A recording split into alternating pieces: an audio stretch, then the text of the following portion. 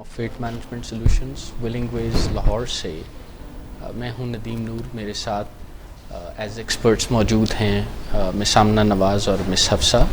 ये clinical psychologist भी हैं। साइकोलॉजी ऑफ ईटिंग इनके कोर प्रोग्राम्स में से है। एट द सेम टाइम ये वेट मैनेजमेंट कोचिंग का भी तजर्बा रखते हैं। Welcome to the show ji. Without further ado let us start with today's programme. हम पिछले प्रोग्राम्स में माइंडलेस ईटिंग या ऐसे ईटिंग पैटर्न्स जिसकी हमें कॉन्शियस अवेयरनेस नहीं होती, नंदलेस उन पैटर्न्स के होने या ना होने से बहुत फ़र्क पड़ता है, उस हवाले से बातें करते रहे हैं।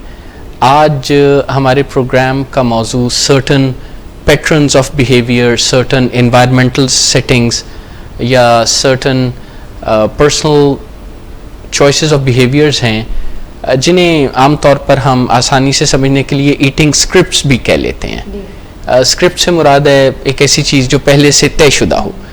ये ईटिंग स्क्रिप्ट्स क्या हैं और ये कैसे अफेक्ट करते हैं हमारी फूड इनटेक को खामोशी से?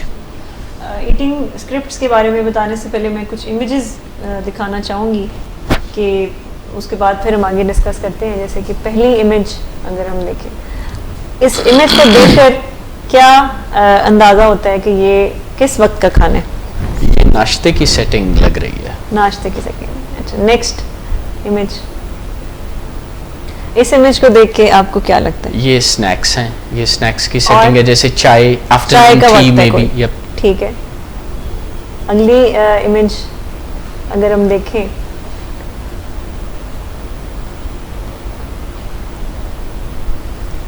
ये किस वक्त का खाना लग रहा है? ये जैसे लंच पैक करते हैं, ये वैसी कोई सेटिंग लग रही है। बिल्कुल ठीक। या स्नैकिंग करना या जी जी जी। नेक्स्ट इमेज, ये किस वक्त का खाना लग रहा है और किस जगह का खाना लग रहा है? ये दिल तो चाहता है कि हर वक्त का खाना यही हो, लेकिन ये प्रोबेबली डिनर सेटिंग है। डिनर सेटिंग है, ठीक है। नेक्स्ट इमेज, ये क्या चीज़ है और ये हम कब इस्तेमाल करते हैं? ये ऐसे छोटे मोटे स्नैक्स हैं जिन्हें हम मूवी देखते हुए या दूसरे, जैसे पॉपकॉर्न्स भी नज़र आ रहे हैं और ब्रेड स्टिक्स भी हैं और प्रेट्जल्स भी हैं और फ्राइज भी हैं और नाचोस भी हैं और वो कॉर्न पॉप्स भी हैं। जी, ये सारे चूंकि मैं खाता रहता हूँ, सारे पता है। ये किसने डिसाइड किया? ये कैसे हमें पता चला है या आपको पता चला है कि ये जो खाने हैं ये हमें इस वक्त खाने होते हैं, ये नाश्ते के टाइम खाने होते हैं, ये दोपहर I don't know, लेकिन I was able to guess the right time and the setting. जी, एक्चुअली जो इमेजेस दिखाने का सिर्फ क्लियर करने के लिए कि हमारे खाने पीने के कुछ स्क्रिप्ट्स होते हैं और हमारे इर्द गिर्द का माहौल और वक्त और मौसम और इर्द गिर्द के लोग बाज़-औक़ात ये डिसाइड करते हैं कि हमने कौन से खाने को चूज़ करना है, किस तरह के खाने को चूज़ करना है। मैं स्टार्ट करूँगी लोगों से। बहुत सी रिसर्चेस ये बताती हैं कि अगर हम किसी ऐसे लोगों में उठ बैठ के खाना खाएं जो कि जिनके साथ हमें वक्त गुजारना अच्छा लगता है, तो रिसर्च ये बताती हैं कि आप एक्स्ट्रा कैलोरीज कंज्यूम कर लेंगे उनके साथ। यानी आपका जो ओरिजिनल जो प्लान होता है या आप रेगुलर जो खाना खाते हैं उससे थोड़ा सा ज़्यादा खाना आप कंज्यूम कर लेंगे अगर आप किसी ऐसे शख्सी कंपनी में बैठेंगे जो कि आपको बहुत पसंद है, जिन कंपनी आपको अच्छी लगती है। रिसर्च ये बताती है कि अगर आप तकरीबन कुछ 4 लोगों के साथ बैठ के खाना खाएंगे तो आप 75% अपनी जो रेगुलर खाना है, जो उसकी अमाउंट होती है, उससे ज़्यादा खाएंगे। और अगर 7 या 7 से ज़्यादा लोग अगर आप बैठे होंगे आपके आसपास और आप उनके जैसे दावतों में लोग ये करते हैं या इफ्तारियों में, तो आप 96% अपने रेगुलर डाइट से ज़्यादा कंज्यूम करेंगे कैलोरीज। इससे एक बात क्लियरली नज़र आई कि जब हम खाना खाते हैं और जब डिस्ट्रैक्शन ज़्यादा होती है, जितनी डिस्ट्रैक्शन होगी उतना ज़्यादा आप वो जो कैलोरी काउंट है आपका कम होता जाएगा। आप गेस नहीं कर सकेंगे कि आप ज़्यादा खा रहे हैं। अच्छा, फिर बाजू का दावतों में दूसरों की तरफ या दूसरे कामों की तरफ ध्यान होते ही हमारा ध्यान कैलोरीज की तरफ इतना अच्छा नहीं रहता। ये तकरीबन वैसी बात है कि अगर ड्राइविंग के दौरान और काम करें या फ़ोन सुने तो ड्राइविंग की तरफ इतना ध्यान नहीं रहता। जी, यानी जितनी डिस्ट्रैक्शंस होंगी आप उतना ज़्यादा कैलोरीज कंज्यूम करेंगे और आपको पता भी नहीं चलेगा और आपको ये फील भी नहीं होगा कि आपने ज़्यादा खाया है। क्योंकि आप उसको बेध्यानी में खा रहे हैं और आपका ब्रेन उस तरह से रजिस्टर उसको नहीं करा कि आपने कितना खाया है। ठीक। और फिर क्योंकि जब आप ज्यादा लोगों में बैठते हैं और खाना खाते हैं तो कोई एक पेस सेटर भी होता है कोई टेबल पे, अच्छा, जिसके साथ कहीं ना कहीं साइकोलॉजिकली हमारी भी पेस सेट हो जाती है कि अगर हमारे इर्द गिर्द ऐसे लोग हैं जो कि आराम आराम से बैठ के खाते हैं तो हम भी वहां बैठे रहेंगे, लेकिन हम जब तक वहां बैठेंगे कुछ ना कुछ हम खाते रहेंगे। हमेशा जो शख्स खा के तो फारिग होकर बैठा होगा खाली प्लेट में, तो उसको इधर उधर से प्रेशर भी होगा कि आप कुछ और क्यों नहीं लेते। और ज्यादातर लोग मुरवत में भी कुछ ना कुछ फिर प्लेट में डाल लेते हैं, कोई सेकंड टाइम थर्ड टाइम कुछ ना कुछ सर्विंग अपनी ले लेते हैं कि दूसरों के साथ कंपनी में हम खाते भी रहे, अच्छा नहीं लगेगा या रूड लगेगा अगर हम उनके साथ बैठ के इसे मैनर्स का हिस्सा भी समझा जाता है कि अगर बाकी लोग खा रहे हैं तो फिर हम अभी खाना खत्म ना करें बल्कि उनके साथ लगे रहें। जी जी। अब ये मुमकिन है कि हमारी खाने की स्पीड जरा ज्यादा हो और उनकी कम हो, तो अगर हम लगे रहेंगे तो वो तो ज्यादा खाना फिर ऐसे हम कंज्यूम कर ज्यादा कंज्यूम कर लेंगे। लेकिन ये भी फिर देखा गया रिसर्च में कि जो लोग जनरली कम खाते हैं खाना, वो जब ग्रुप में जाते हैं तो वो ज्यादा खाते हैं, लेकिन जो वैसे ज्यादा खाते हैं अकेले में, वो जब ग्रुप में जाते हैं तो वो कम खाते हैं।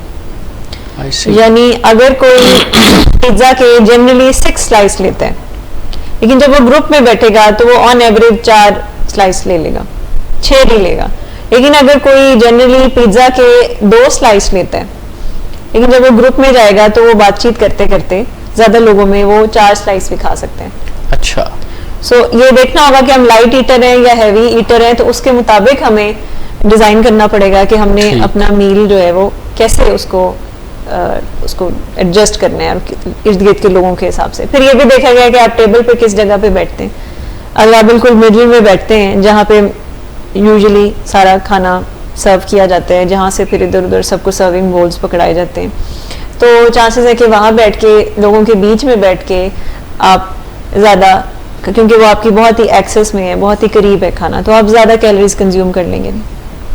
अच्छा, फिर ये भी देखा गया लोगों के बारे में कि अगर आपके कोई ऑफिशियल लंच पे जाते हैं या डिनर पे जाते हैं, या आप किसी अपने सीनियर्स के साथ, अपने एम्प्लॉयज़ के साथ जाते हैं, या कुछ ऐसे लोग हैं जिनको आप ज़्यादा नहीं जानते, ऑफिशियल कोई मीटिंग है वहाँ पे, तो वहाँ पे आप कम खाएंगे, वहाँ पे कम खाएंगे। लेकिन जितने आपके लोग करीबी होंगे, जिनके साथ आपकी ज़्यादा फ्रैंकनेस होगी, तो वहाँ पे आप ज़्यादा कंज्यूम करेंगे। यानी फॉर्मल सेटिंग में निस्बतन कम खाएंगे जी, और बेतकल्लुफ या इनफॉर्मल सेटिंग में ज़्यादा खाने का एहतमाल है। बिल्कुल ऐसे ही है। इवन जेंडर भी डिफरेंसेस हैं यहाँ पे कि ख़वातीन यूजुअली कम खाती हैं अगर वो अपने ऑपोजिट जेंडर के साथ बैठी हों, और लेकिन दूसरी तरफ रिसर्च बताती है कि मर्द हजरात जनरली ज़्यादा कंज्यूम कर लेते हैं अगर वो अपने ऑपोजिट जेंडर के साथ बैठे हों। सो ये भी बहुत सी रिसर्चेज इस तरह की मामला पे भी देखा गया। अच्छा, इसके अलावा ये जो सोशल मीडिया यूज़ करते करते लोग खाते हैं, या टेलीविज़न पे कोई प्रोग्राम लगा हुआ है तो खाते हैं, या कोई यूट्यूब पे कोई वीडियो लगाई हुई है और उसके दौरान खाते हैं, तो इन दौरान में भी आप ज़्यादा कंज्यूम कर लेंगे कैलोरीज। जैसे ज़्यादातर लोग कहते हैं कि 9 बजे के खबरनामे के टाइम पे हम साथ में खाना खाएंगे। सो खबरनामा 1 घंटे का होता है, तो तब तक कुछ ना कुछ खाने का माहौल बना रहता है।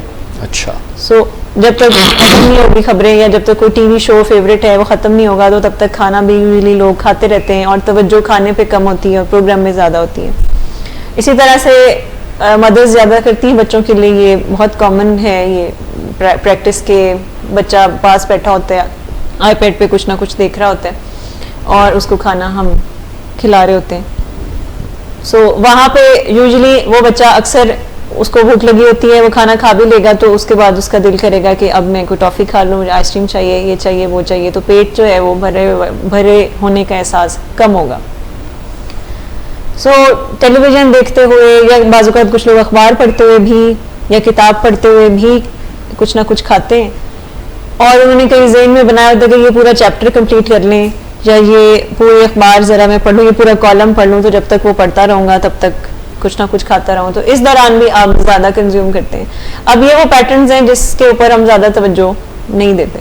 ठीक। यानी 28% आप ज़्यादा कैलोरीज कंज्यूम करते हैं अगर आप टीवी 1 घंटा टीवी देखते हुए खाना खाते हैं, तो ये रिसर्च बताती है। लेकिन अगर आप खाने में सब्जियां रखी हुई हैं यानी फ्रूट्स रखे हुए हैं तो वो भी आप उतने ही खाएंगे। तो इसका मतलब है कि आप अच्छी चीज़ें खा रहे हैं तो वो भी आप ज़्यादा कंज्यूम कर लेंगे, क्योंकि डिस्ट्रैक्शन होगी, आपको उस तरह से फील नहीं होगा। अगर आप कोई अनहेल्दी खाना खा रहे हैं तो वो भी आप ज़्यादा कंज्यूम कर लेंगे।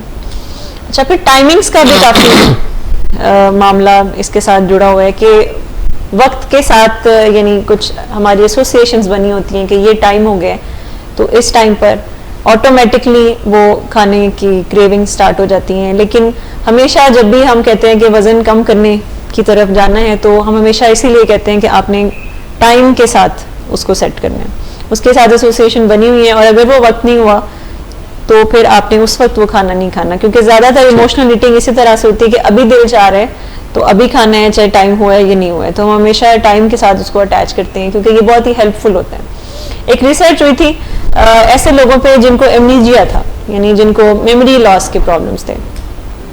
सो उनके साथ ये रिसर्च की गई कि उनको खाने के कुछ वक्त बता दिए थे कि इस टाइम पे आपको खाना मिला करेगा। तो एक टाइम पे उन्होंने जब दोपहर का खाना दे दिया और उस कमरे में विंडोज नहीं थी तो आप देख नहीं सकते कि बाहर रात हो गई है या दिन हो गया है, तो आपको पता नहीं चल सकता। सो दोपहर के खाने के कोई आधे घंटे बाद ही घड़ी ने ये बता दिया कि रात के खाने का टाइम हो गया।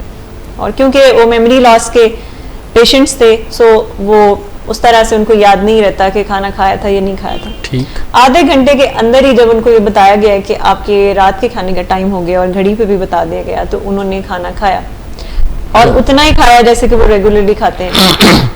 हालांकि वो पहले भी आधा घंटा पहले पूरा मील खा चुके थे। जी। सो इस रिसर्च के बाद मजीद आगे रिसर्चर्स ने ये कंक्लूड किया कि ये जो टेक्निक है टाइम की, ये जो नॉर्मल वेट वाले लोग होते हैं उनके ऊपर वर्क नहीं करती। उनको वक्त के साथ बहुत ज़्यादा एसोसिएशंस उनकी नहीं होती, लेकिन जो ओवरवेट होते हैं उनके लिए ये टेक्निक बहुत फ़ायदेमंद हो सकती है अगर हम उनके खाने पीने के जो पैटर्न्स हैं उसको टाइम के साथ अटैच कर लें, कि उसकी एसोसिएशन हम बना लें। फिर रेस्टोरेंट्स की भी अगर मैं बात करूं तो इर्द गिर्द का माहौल बहुत सा ये डिफाइन करेगा कि हम कितना खाते हैं और वो ही डिसाइड करते हैं। जैसे कि कुछ रेस्टोरेंट्स होते हैं जिनकी लाइट्स काफ़ी डिम होती हैं, म्यूज़िक बहुत पीछे सॉफ्ट सा लाइट और स्लो लगा होता है, वुडन टोन्स होती हैं, इर्द गिर्द माहौल इस तरह का बना होता है। अच्छा, लोग थोड़े फासले पे बैठे होते हैं, कंफर्टेबल चेयर्स होती हैं जिस पे वो बैठे होते हैं और खाना बस आराम आराम से आ रहा होता है। सो वक्त आप ज़्यादा उस जगह पे स्पेंड करते हैं। और रिसर्च ये बताती हैं कि बहुत सारे ऐसे लोग हैं जो ऐसे रेस्टोरेंट्स में जाते हैं तो वहाँ पे क्योंकि ज़्यादा देर कंफर्टेबली आप बैठे रहते हैं और कोई इस तरह कोई जल्दी भी नहीं होती, सो चांसेस हैं कि आप एक्स्ट्रा ड्रिंक या एक्स्ट्रा कोई भी डिज़र्ट ऑर्डर कर देंगे बैठे बैठे, क्योंकि आप जितना वहाँ कंफर्टेबल होते जाएंगे राइट तो आप बेशक ऑर्डर कम करेंगे खाना, लेकिन वहाँ बैठे बैठे क्योंकि वक्त ज़्यादा होगा तो कुछ ना कुछ आप ज़रूर दोबारा एक्स्ट्रा ऑर्डर करेंगे जो कि ओरिजिनली आपके मेन्यू में नहीं है। लेकिन दूसरी तरफ ऐसे रेस्टोरेंट्स भी हैं जो कि बहुत ब्राइट लाइट्स हैं, बहुत फास्ट म्यूज़िक है, लोग बहुत ही कम फासले में बैठे होते हैं और वहाँ की चेयर्स भी बहुत ज़्यादा कंफर्टेबल नहीं होती। आप देख लें जितने भी फास्ट फूड रेस्टोरेंट्स हैं वहाँ की चेयर्स कोई ख़ास कंफर्टेबल नहीं होती और वहाँ पे एक स्पीड सी लगी होती है जल्दी जल्दी खाने की, और कह कोई नहीं रहा होता। वैसे मुझे महसूस होता है वहाँ पर कि वो इस तमाम सेटिंग के ज़रिए ये कहना चाह रहे हैं कि खाएं जल्दी करें और फुटें, नज़र ना आइएगा दोबारा यहाँ। हम अक्सर प्रोग्राम में बात करते हैं कि 20 मिनट रूल हमेशा याद रखना है कि जब तक हम 20 मिनट तक खाना नहीं खाते रहेंगे तब तक हमारा ब्रेन रजिस्टर नहीं करेगा कि आप फुल हो गए। और जितने भी फास्ट फूड रेस्टोरेंट्स हैं वो 20 मिनट से पहले ही हम खा के तो फारिग, जब तक आपका ब्रेन अभी रजिस्टर करने ही वाला होता है कि आप फुल हैं तो उससे पहले ही हम खाकर तो हम जा चुके होते हैं वहाँ से। और यही वजह है कि फिर उसके बाद कुछ ही देर बाद फिर से क्रेविंग्स और फिर से कुछ ना कुछ घर जाके भी या रास्ते से कुछ डिज़र्ट लेना या कोई ड्रिंक लेना, तो आइसक्रीम लेना, ये सब चीज़ें चलती हैं। तो ये जो रेस्टोरेंट्स का माहौल है ये भी बहुत हमें इन्फ्लुएंस करता है कि हम कितना ओवर ईट करेंगे या एक्स्ट्रा हम कैलोरीज कंज्यूम करेंगे या नहीं करेंगे। एक रूल है पिक 2 रूल, मैं हमेशा सजेस्ट करती हूँ कि अगर आपने रेस्टोरेंट्स पे जाना है और वहाँ पे ऑर्डर करना है कुछ, तो हमेशा पिक 2 रूल में मैं बताती हूँ कि आपने मेन कोर्स जो अपना है वो तो आपने ऑर्डर करना ही है, लेकिन उसके साथ ये जो हम कहते हैं कि एपेटाइजर पहले आए, फिर मेन कोर्स आए, साथ में ड्रिंक भी हो और एंड पे डिजर्ट भी हो। सो मैं हमेशा सजेस्ट करती हूँ कि कोई 2 चीज़ें पिक करें मेन कोर्स के अलावा, ड्रिंक, एपेटाइजर या डिजर्ट में से तीनों ने एक साथ ऑर्डर नहीं करनी, उनमें से कोई 2 करनी है। या तो आप एपेटाइजर डिजर्ट कर लें या ड्रिंक और डिजर्ट कर लें, या ड्रिंक माइनस कर लें और एपेटाइजर डिजर्ट कर लें।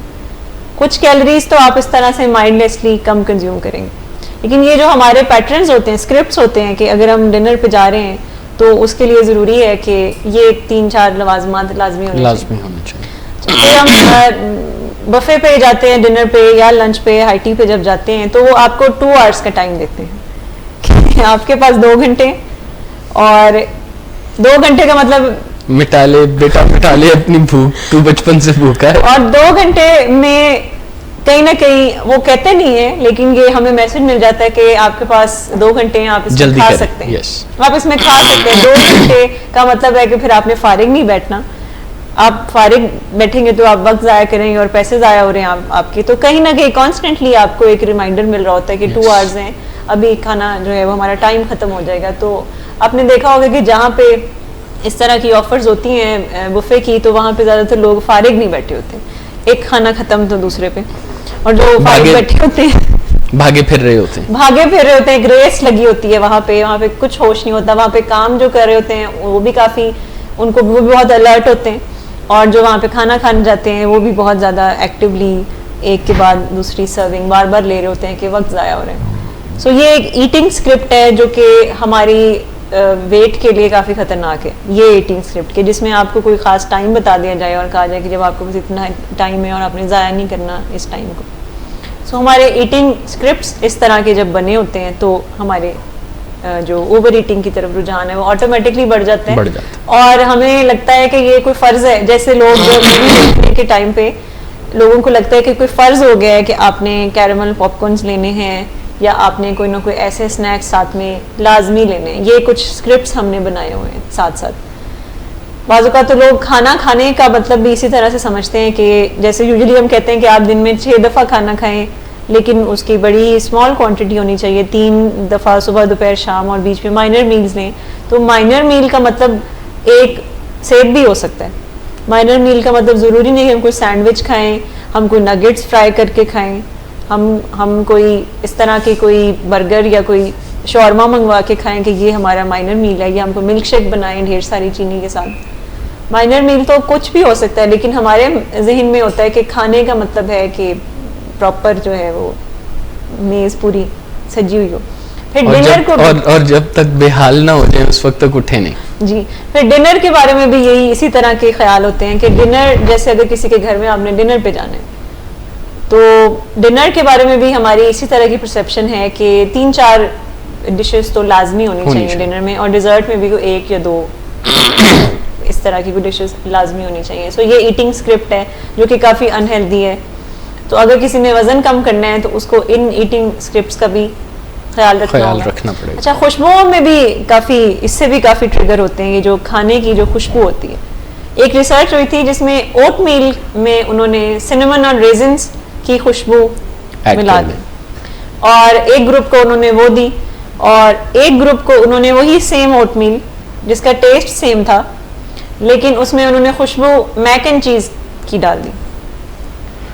सो सेम टेस्ट था, सेम ब्रांड था, लेकिन खुशबू के फ़र्क से जिस ग्रुप में रेजिन्स डाले हुए थे, जिस ओट मील में सिनेमन डाली हुई थी, उन लोगों ने ज़्यादा उसको कंज्यूम किया as compared to mac and cheese. तो खुशबुएं भी बहुत ट्रिगर करती हैं, और रेस्टोरेंट्स वाले ये टेक्निक यूज़ करते हैं। आपने देखा होगा कि बच्चे छोटे जब दूध पीते हैं तो वो अपना नाक बंद कर लेते हैं, तो वो नाक बंद करके पी लेते हैं आराम से।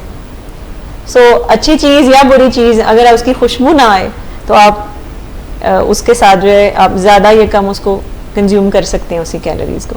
सो स्मेल जो है ये बहुत बड़ा ट्रिगर साबित होता है। अच्छा, फिर हमने मौसम के साथ भी कुछ स्क्रिप्ट्स बनाए हुए हैं कि बारिश होगी तो उसके साथ भी कुछ कंडीशनिंग है कि पकौड़े लाजमी समोसे।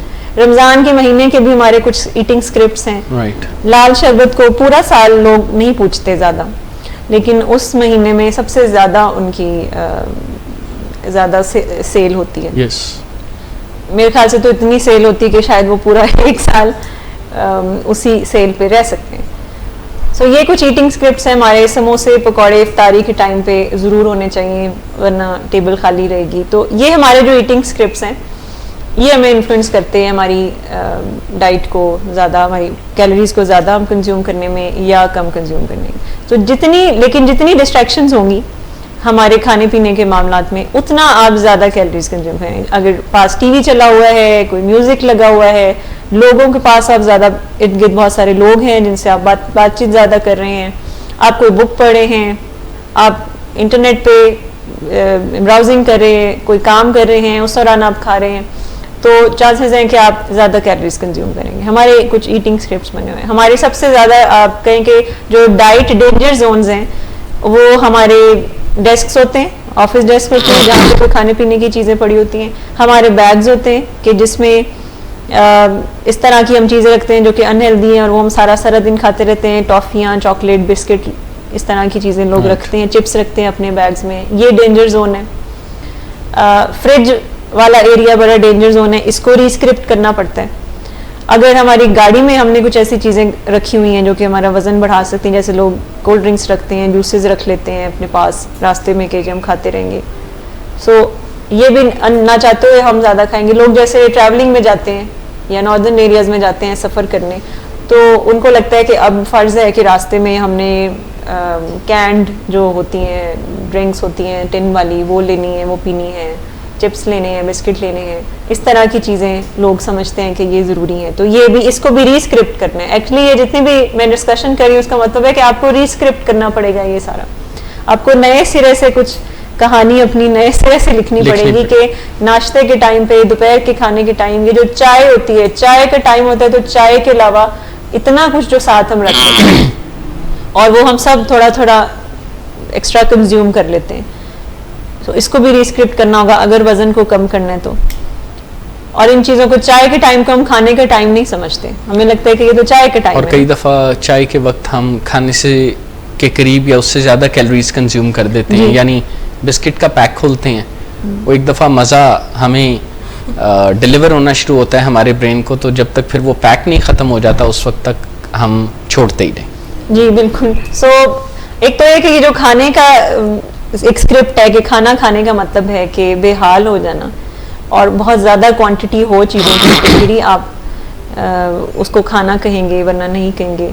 या फिर बहुत ज़्यादा अगर कल्चर है हमारा बुफे पे जाके खाना खाने का, यानी इस तरह की डिफरेंट वैरायटी को हम चूज़ कर लेते हैं क्योंकि वो थोड़ा इकोनॉमिकल पड़ता है लेकिन आपकी सेहत के लिए वो बहुत कोई फ़ायदेमंद नहीं होता।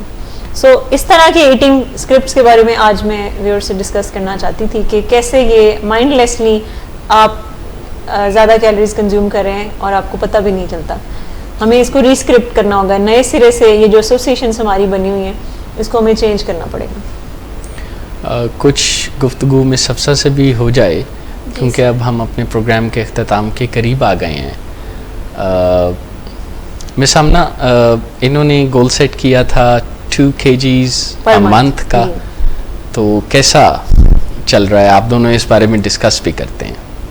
सर मैंने पहला गोल अपना अचीव किया है 15 डेज़ में 1 kg, जिसके मैं बहुत खुश थी क्योंकि मैंने कोई ऐसी क्रैश डाइट्स अपने लिए रखी नहीं थी, ना मैं भूखी रही ना कुछ और, बस वॉक एंड एक्सरसाइज थी और 1600 कैलोरीज पर डे था और मैं हर चीज़ थोड़ी थोड़ी क्वांटिटी में खाती रही थी, 5 मील्स लेती थी छोटे, और मैंने गोल अचीव किया। कल मैंने मिस आमना को बताया था, मैं काफ़ी खुश थी और दिल कर रहा था कुछ मीठा खाऊं लेकिन मैंने अच्छा, ये भी ईटिंग स्क्रिप्ट ही है जी कि हम सेलिब्रेशन को मीठे के साथ, हाँ, मीठे के साथ या खाने के साथ या किसी की आओ भगत को खाने के साथ कंडीशन कर लेते हैं और फिर ओवर एंड ओवर अगेन उसे करते हैं। तो आपकी कामयाबी के बारे में सुन के खुशी हुई। होपफुली आप इसको इसी पैटर्न पर चलाएंगे और पैटर्न और बिहेवियर और स्ट्रेटजी इम्पॉर्टेंट है, रिजल्ट्स तो आते हैं। बिल्कुल ऐसा मुमकिन नहीं कि हम मेहनत करें और रिजल्ट्स ना मिलें, और राइट डायरेक्शन में स्मार्ट वर्क करें। सिर्फ हार्ड वर्क नहीं, स्मार्ट वर्क करना है। अब जैसे इन्होंने 1600 कैलोरीज हैं और उसमें कोई हार्ड वर्क नहीं है, ये इनको महसूस भी नहीं शायद हुआ होगा कि ये कोई 1 kg कम होते हुए इनको बहुत फील नहीं हुआ। 1600 कैलोरीज के साथ साथ जो भूखा ना रहना है जी जी वो भी यकीनी बनाता है, क्योंकि जितना भूखा रहेंगे उतना ही फैट डिपॉजिट मैकेनिज्म्स और स्ट्रेस हार्मोन्स बॉडी में बिल्कुल अ, इकट्ठे होते हैं। चल पड़ेंगे। उसके मुकाबले में खाते हुए मॉडरेट क्वांटिटीज़ में अपने वज़न को कम करना निस्बतन काफ़ी आसान है। इसीलिए क्रैश डाइटिंग या फाके वज़न को कम नहीं कर पाते, और अगर करें भी तो कुछ ही तो अरसे बाद वो वापस एक रिबाउंड इफेक्ट आ जाता है। तो आपकी कामयाबी के बारे में सुन के खुशी हुई। अगले प्रोग्राम में आपसे भी इनपुट का इंतज़ार रहेगा, लेकिन अभी हम अपने व्यूअर्स से इजाज़त लेते हैं और इंशाल्लाह नेक्स्ट वेडनेसडे को दोबारा हाजिर होंगे। अपना ख्याल रखिए।